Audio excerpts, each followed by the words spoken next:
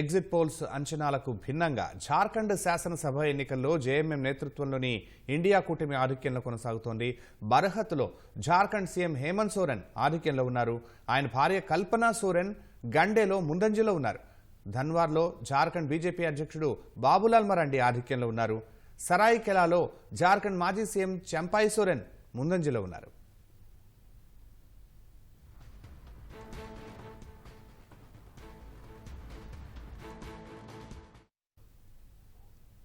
జార్ఖండ్లోని 81 అసెంబ్లీ స్థానాలకు నవంబర్ 13, 20 తేదీల్లో 2 విడతల్లో పోలింగ్ జరిగింది. తొలి విడతలో 43 నియోజకవర్గాల్లో పోలింగ్ జరగగా మిగిలిన 38 స్థానాలకు రెండో విడతలో పోలింగ్ నిర్వహించారు. ఈసారి రికార్డు స్థాయిలో 67.74% పోలింగ్ నమోదైంది. మొత్తం 81 స్థానాల్లో 1211 మంది అభ్యర్థులు పోటీ చేశారు. 81 స్థానాలకు గాను 41 స్థానాలు గెలిచిన పార్టీ లేదా కూటమికి జార్ఖండ్లో అధికారం దక్కుతుంది. ఓట్ల లెక్కింపు నేపథ్యంలో 3 అంచెల భద్రతను ఏర్పాటు చేశారు.